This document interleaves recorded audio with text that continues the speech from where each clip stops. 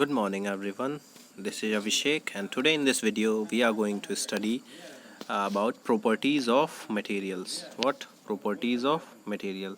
So we show different kind of matters around us and they have different uses. Okay, so there are different qualities that a matter possess. So first property of a matter is appearance. What? Appearance. Materials usually look different from each other. हम देखते हैं appearance का मतलब क्या हुआ? देखना. Okay, तो मतलब कैसा दिखता है, कोई मटेरियल कैसा दिखता है, ठीक है, उससे वो एक क्वालिटी होती है. तो हर एक जो मैटर होता है वो उसकी जो लुक होती है वो अलग अलग होती है. वुड एक अलग तरीके से दिखता है, मेटल्स जो होते हैं वो अलग दिखते हैं. क्या है, मेटल्स जो हैं चमकीले होते हैं, वुड वगैरह जो होते हैं वो शाइनी नहीं होते हैं. ठीक है, would looks very different from iron. Iron appears different from copper. Iron जो होता है कॉपर से और अल्मुनियम से डिफरेंट होता है. At the same time there may be some similarities. There may be some similarities between iron, copper and aluminium that are not there in wood. Okay, यहाँ पे ये कह रहा है कि वुड और जो आयरन, कॉपर और एल्यूमिनियम है ये अलग अलग दिखते हैं, सब अलग अलग दिखते हैं, लेकिन इनमें से ये जो मेटल्स हैं जैसे कि कॉपर है, आयरन है, एल्यूमिनियम है, इनमें कुछ सिमिलैरिटीज़ हो सकती हैं, बट ये वुड से इंटायरली डिफरेंट होता है. क्या सिमिलैरिटी हो सकती है कि ये जो मटेरियल्स हैं जैसे कॉपर है, आयरन है, एल्यूमिनियम है, first of all they are metal. क्या है, ये मेटल है. और मेटल जो होते हैं वो हमेशा चमकीले होते हैं. मेटल में थोड़ी बहुत शाइन होती है. ठीक है, अलग अलग मेटल का अलग अलग शाइनिंग होता है. जैसे कि एल्यूमिनियम है, उसकी शाइनिंग, उसमें भी शाइनिंग होती है, वो मेटल है. और गोल्ड भी है, गोल्ड में भी शाइनिंग होती है, गोल्ड में भी शाइनिंग होती है.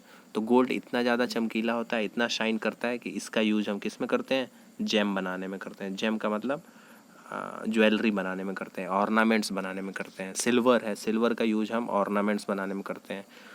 ओके, लेकिन इससे जो कम चमकीले होते हैं उनका यूज हम अदर थिंग्स में करते हैं. ठीक है, ओके, ये एक्टिविटी है, एक्टिविटी आप लोग इसको करना. Got it? सो अपीयरेंस में आपको एक चीज़ मैं बता दूं. अपीयरेंस जो एक मटेरियल की क्वालिटी होती है, उस जो मटेरियल साइन करता है, the material which shine is called lustrous material. What?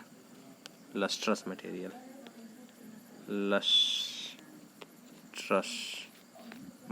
Okay,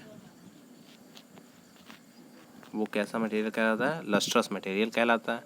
ठीक है, जिस मटेरियल में शाइन होता है उसको हम लस्ट्रस मटेरियल कहते हैं. तो हम आंखों से देख के बता सकते हैं, उसके अपीयरेंस को देख के बता सकते हैं कि कौन सा मटेरियल चमकीला है और कौन सा मटेरियल चमकीला नहीं है.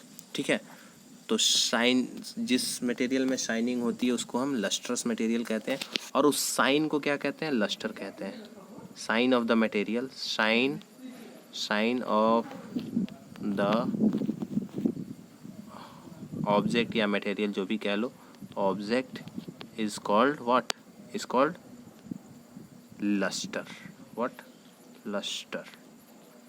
ठीक है, समझ गए? तो ये अपीयरेंस है. अपीयरेंस में आप क्या देखते हो कि सारे मटेरियल्स जो हैं वो अलग अलग दिखते हैं. ऐसा नहीं है कि सारे मटेरियल सेम दिखते हों. ठीक है, तो ये पहला हो गया appearance. It is a property of matter. दूसरा क्वालिटी क्या होता है? Hardness of the matter. तो हार्डनेस का मतलब क्या होता है? The degree of toughness of a matter is called hardness. Okay, hardness मतलब टफनेस. कौन सा मैटर कितना टफ है उसे, उसका क्या कहते हैं? हार्डनेस कहते हैं. जैसे कि मान लो कुछ मैटर्स ऐसे होते हैं जिनको आप कंप्रेस कर सकते हो. ठीक है, और कुछ मैटर ऐसे होते हैं जैसे एल्यूमिनियम हो गया, वुड हो गया, इनका जो सरफेस है उसको आप कंप्रेस नहीं कर सकते हो, ठीक है, तो उनको हम क्या कहेंगे, हार्ड मैटर्स कहेंगे, ठीक है, और जिनको आप कंप्रेस कर सकते हो वो सॉफ्ट मैटर कहलाएंगे, ठीक है। अब देखो, दो मैटर्स को अगर आप स्क्रैच करते हो, मान लो एक मैटर आपने ले लिया और दूसरा मैटर एक और ले लिया, और इन दोनों को आपने रगड़ दिया, एक दूसरे के ऊपर रगड़ा, तो जिस मैटर पे स्क्रैच पड़ जाएगा वो मैटर सॉफ्ट मैटर होगा, वो मैटर सॉफ्ट होगा, और जिस पे नहीं पड़ेगा, जिसके वजह से स्क्रैच पड़ेगा, वो हार्ड मैटर होगा, ठीक है। मान लो आप अपना एक मोबाइल ले लो और एक लोहा ले लो, ठीक है, एक नेल का पिन ले लो और स्क्रीन पे दोनों को उस पिन से आप स्क्रैच करो, तो क्या होगा, लोहे को कुछ नहीं होगा, लेकिन आपका जो स्क्रीन होगा वो क्या हो जाएगा, उस पर स्क्रैच आ जाएगा, उस पर थोड़ी सी लाइनिंग आ जाएगी। तो कह सकते हैं कि जो लोहे का नेल है वो ज़्यादा हार्ड है ये फाइबर के ग्लास से, ठीक है, समझ रहे हो। तो यहाँ पे लिखा हुआ है materials which can be compressed और scratched easily are called soft materials. यहाँ पे देखो, जो मटेरियल ईजिली कंप्रेस किया जा सकता है या फिर स्क्रैच किया जा सकता है उसको सॉफ्ट मटेरियल बोलते हैं, और जिसको कंप्रेस करना काफ़ी मुश्किल होता है या फिर हम नहीं कर सकते हैं वो क्या होता है, हार्ड होता है, ठीक है। अब देखो एग्जाम्पल क्या है, फॉर एग्जाम्पल कॉटन और sponge is soft while iron is hard. Cotton का जो आपका पिल्लो होता है या फिर कपड़े होते हैं वो क्या होते हैं, सॉफ्ट होते हैं, वहीं जो आयरन होता है वो क्या होता है, हार्ड होता है, ठीक है। इन अपीयरेंस,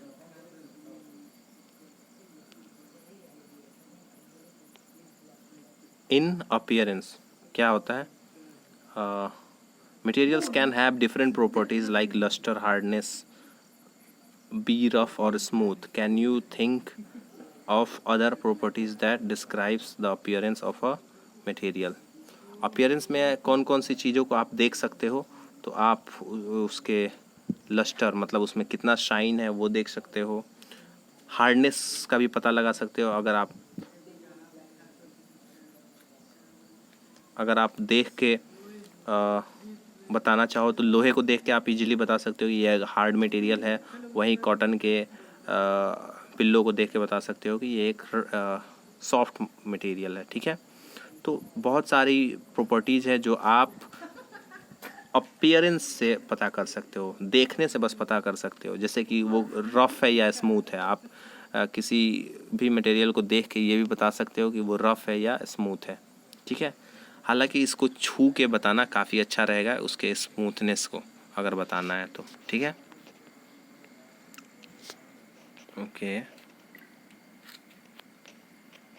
ओके, अब देखो सल्यूबल और इनसल्यूबल, एक और प्रॉपर्टी होती है मटेरियल्स की जो कि वाटर सल्यूबिलिटी पे डिपेंड करता है। देखो, जो मटेरियल पानी में घुल जाते हैं उनको सल्यूबल बोला जाता है, वाटर सल्यूबल बोला जाता है, जैसे कि सॉल्ट, शुगर, ये क्या है, ये पानी में कम्प्लीटली डिज़ोल्व हो जाते हैं, ये क्या हो जाते हैं, पानी में कम्प्लीटली डिज़ोल्व हो जाते हैं, ठीक है। तो इनको क्या बोलते हैं, वाटर सल्यूबल, ठीक है। और जो मटेरियल पानी में डिज़ोल्व नहीं होते हैं, जैसे कि चाल्क पाउडर हो गया, चॉक पाउडर, और सैंड हो गया, सॉयल हो गया, डस्ट हो गया, ये जो है वाटर में अगर आप इनको डालोगे so they would not completely dissolve, rather they settle down in the bottom surface of the can. जिस बॉटल में वो रखा होगा उसमें अगर आप डालोगे तो ये जो मटेरियल्स हैं जैसे चॉक पाउडर और सैंड वगैरह हैं वो पानी में घुलेगा नहीं, बल्कि जाके वो नीचे बैठ जाएगा, ठीक है। तो इसका मतलब वो वाटर सॉल्यूबल नहीं है। तो the matter which can dissolve completely into the water and disappeared is called soluble, okay, soluble in water. और जो नहीं उसमें मिक्स हो पाते हैं वो क्या कहलाते हैं, इनसल्यूबल, उनको क्या बोलते हैं, इनसल्यूबल, ठीक है। सल्यूबल मतलब जो मैटर वाटर में कम्प्लीटली डिज़ोल्व हो जाते हैं और डिसअपियर हो जाते हैं, मतलब जैसे नमक और पानी को अगर आप घोलोगे तो फिर उसमें नमक दिखता है, नहीं दिखता है, मतलब नमक डिसअपियर हो जाता है, ओके, तो वो क्या कहलाएगा, soluble. These materials are soluble like sugar and salt. और जो इनसल्यूबल होंगे वो दिखेंगे और डिज़ोल्व नहीं होंगे वाटर में, ठीक है, कम्प्लीटली डिज़ोल्व नहीं होंगे। गॉट इट, समझ गए। इसके क्या एग्जाम्पल हैं इनसॉल्यूबल के, जैसे कि मिट्टी हो गई, चॉक पाउडर हो गया, सैंड हो गया। इसको अगर आप वाटर मिक्स करोगे तो क्या वो घुल जाते हैं? नहीं ना घुलते हैं। Okay, water plays an important role in the functioning of our body because it can dissolve a large number of substances. Do liquid also dissolve in water? Okay, अब आपको देखो, वाटर जो है हमारे बॉडी के फंक्शनिंग में एक important role play करता है। क्यों? क्योंकि इसमें क्वालिटी होती है डिफरेंट मटेरियल्स को अपने में डिज़ोल्व कर लेने की, ठीक है। और वो डिज़ोल्व करके बाद में अगर वो ज़रूरत की चीज़ें हैं तो वो बॉडी को प्रोवाइड करता है, और अगर गैर ज़रूरी चीज़ें हैं उनको वो निकाल देता है बॉडी से बाहर एक्सक्रीटरी सिस्टम के द्वारा, पसीना और यूरिन के द्वारा, ठीक है। तो वाटर एक इम्पॉर्टेंट फंक्शन है इम्पॉर्टेंट सॉल्यूशन है जो हमारे बॉडी में काम करता है, ठीक है। अब देखो, solubility of some common liquids, ठीक है। इसको आप बताओ कि क्या ये वाटर में मिक्स हो जाता है? तो विनेगर है, ये वाटर में कम्प्लीटली मिक्स हो जाता है। Lemon juice of course mix हो जाएगा। मस्टर्ड ऑयल क्या वाटर में घुल सकता है? नहीं घुल सकता है। कोकोनट ऑयल घुल सकता है? नहीं घुल सकता है। किरोसिन घुल सकता है? नहीं घुल सकता है। तो जो लिक्विड्स हैं उसमें बहुत ऐसे लिक्विड्स हैं जो वाटर में घुल सकते हैं, और बहुत ऐसे लिक्विड्स हैं जो वाटर में नहीं घुलते हैं, ठीक है। Some liquids mix well with water and some others do not. Okay, जैसे ऑयल होता है, इसकी डेंसिटी जो होती है वाटर से कम होती है, इस वजह से ऑयल का एक ऊपर लेयर बन जाता है वाटर में। अगर पानी में तेल डालोगे तो वो पानी के ऊपर एक तरह से फ्लोट करने लगता है, तैरने लगता है। Got it. तो ये था सॉल्युबिलिटी ऑफ वाटर। जो मटेरियल वाटर में घुल जाते हैं उन्हें वाटर सॉल्युबल मटेरियल बोलते हैं, और जो वाटर उसमें नहीं घुलते हैं उसे हम क्या बोलते हैं? इनसॉल्युबल। अब देखो, लिक्विड भी घुलते हैं। कुछ ऐसे लिक्विड्स होते हैं जो वाटर में घुल जाते हैं, और कुछ ऐसे लिक्विड्स होते हैं जो वाटर में नहीं घुलते हैं। जो लिक्विड वाटर में नहीं घुलते हैं उन्हें इनसॉल्युबल लिक्विड बोलते हैं, जैसे कि केरोसिन हो गया, ऑयल हो गया। ये ऑयल वगैरह नहीं घुलते हैं वाटर में, लेकिन जैसे विनेगर हो गया, मिल्क हो गया, मिल्क भी तो लिक्विड है, वो भी वाटर में कम्प्लीटली क्या हो जाता है? डिज़ोल्व हो जाता है। Got it. अब देखो, कुछ गैसेस भी हैं जो वाटर में सल्यूबल होती हैं।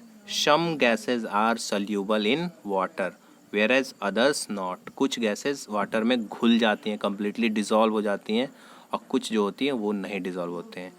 Water usually has small quantity of some gases dissolve in it.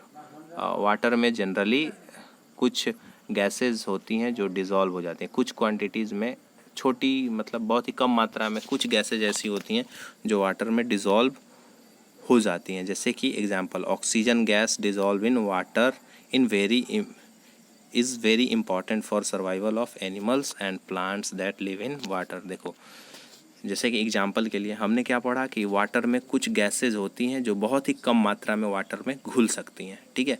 Example के लिए यहाँ पे ऑक्सीजन गैस जो है वो वाटर में डिज़ोल्व हो सकता है, और इसी के वजह से जो भी वाटर में पेड़ पौधे होते हैं पानी के अंदर, या फिर जो भी एनिमल्स होते हैं, वो इस ऑक्सीजन के सहारे जी पाते हैं, ठीक है। इसी को बोला जाता है dissolve oxygen, DO, dissolve oxygen. Water में डिज़ोल्व ऑक्सीजन होने के वजह से ही उसमें जो लिविंग बीइंग्स होती हैं वो सर्वाइव कर पाती हैं, अदरवाइज़ वो सर्वाइव नहीं कर पाएंगी। अगर पानी को हम ज़्यादा गर्म कर देंगे तो उसमें का जो डिज़ोल्व ऑक्सीजन होता है वो ख़त्म हो जाता है, और अगर वो ख़त्म हो जाएगा तो वहाँ की जो एनिमल्स होंगी, या फिर जो भी फ्लोरा एंड फाउना होगा, लिविंग बीइंग होंगे, उनके लाइफ पे इफ़ेक्ट पड़ेगा। Got it. तो ये था सॉल्युबिलिटी। वाटर में सॉल्यूबल होते हैं कि नहीं मटेरियल्स? तो कुछ मटेरियल्स ऐसे होते हैं जो वाटर में सॉल्यूबल होते हैं, लिक्विड, गैस और सॉलिड। ये तीनों स्टेज में जो मटेरियल पाए जाते हैं इनमें से कुछ ऐसे होते हैं जो वाटर में सॉल्यूबल होते हैं और कुछ ऐसे होते हैं जो नहीं होते हैं, ठीक है। एग्जाम्पल में हमने पढ़ा oxygen can be dissolve in water and that oxygen used by the living beings that survive in water, okay. अब देखो नेक्स्ट प्रॉपर्टी है ऑब्जेक्ट में फ्लोट और सिंक इन वाटर। कुछ ये बेसिकली ये कह रहा है कि कुछ ऑब्जेक्ट्स जो होती हैं वो पानी में फ्लोट करती हैं, तैरती हैं, और कुछ ऐसी होती हैं जो पानी में डूब जाती हैं, सिंक कर जाती हैं। तो ऐसे कौन सी मटेरियल होंगी जो पानी में सिंक कर जाएंगी और कौन सी मटेरियल होंगी जो पानी में डूब जाएंगी? तो इसके लिए मैं आपको बता दूं कि ये डिपेंड करता है डेंसिटी ऑफ द मटेरियल पर। किस पे डिपेंड करता है? Density of the material. अगर जिस मटेरियल का डेंसिटी वाटर से ज़्यादा होगा, वाटर के डेंसिटी से ज़्यादा होगा, ठीक है, if the density of the material is greater than water then that material would sink into the water. वो मटेरियल वाटर में क्या होगा? डूब जाएगा, ठीक है, वो मटेरियल वाटर में डूब जाएगा। और जिस मटेरियल की डेंसिटी वाटर से कम होगी, जिस मटेरियल की डेंसिटी वाटर से कम होगी, वो मटेरियल वाटर के ऊपर फ्लोट करेगा। जैसे कि ऑयल है, ऑयल क्या है? ऑयल की जो डेंसिटी होती है वो पानी से कम होती है, तो वो पानी के ऊपर तैरता है, ठीक है। उसी तरीके से ये जो लोहे का नेल होता है, लोहे का नेल होता है, उसकी जो डेंसिटी होती है वो क्या होती है? वाटर से ज़्यादा होती है, तो हम क्या बोलेंगे? वो नेल पानी में डूब जाता है। Got it? अब बताओ डेंसिटी आखिर क्या होती है? What do you mean by density? So density means mass of a material in unit volume, okay, mass of a material in unit volume। Volume क्या होता है? वॉल्यूम का मतलब एक कंटेनर ले लो, जैसे कि मान लो 1 सेंटीमीटर का एक कंटेनर है, 1 सेंटीमीटर इसकी गहराई है, 1 सेंटीमीटर इसकी वाइडनेस है और 1 सेंटीमीटर इसकी ऊंचाई है, या फिर कह लो चौड़ाई है। इसमें 1 सेंटीमीटर की ये डायमेंशन है, तो इसका वॉल्यूम क्या हो गया?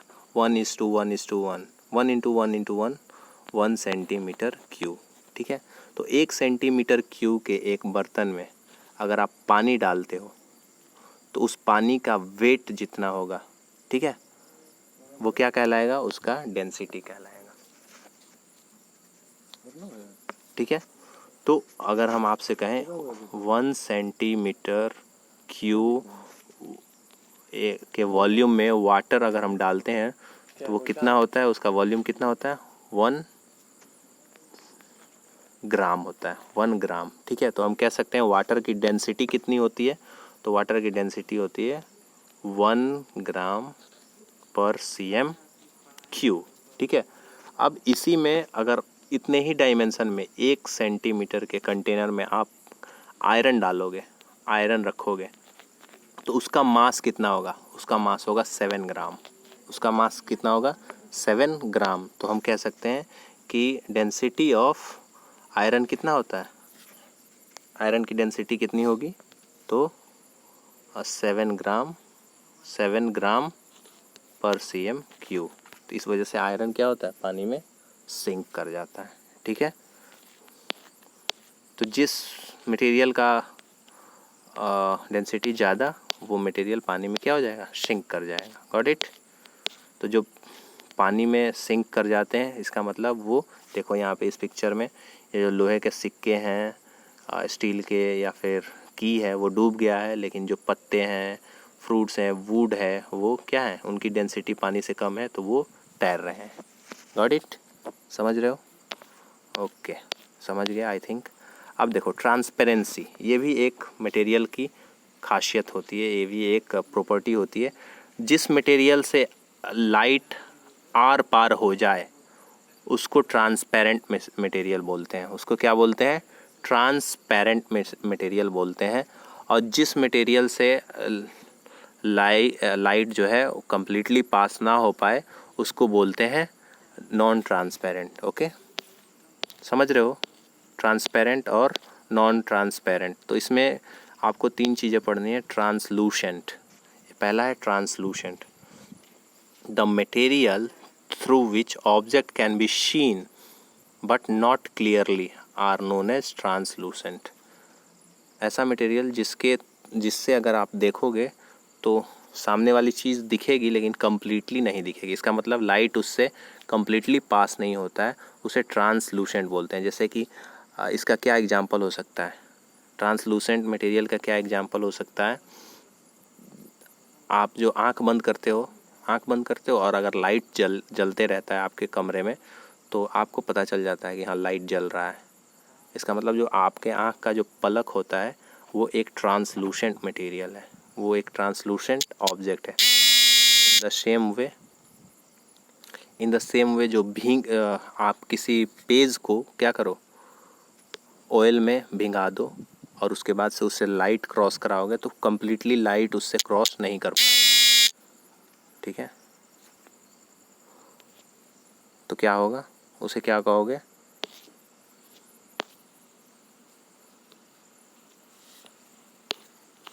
Translucent material. ओके,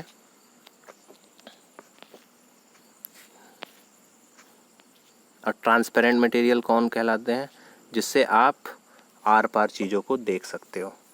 और नॉन ट्रांसपेरेंट मटेरियल जिससे आप चीज़ों को बिल्कुल भी नहीं देख पाओगे। जैसे ये नॉन ट्रांसपेरेंट है, ये ट्रांसलूसेंट मटेरियल से देख रहा है, और ये ट्रांसपेरेंट मटेरियल है। Got it.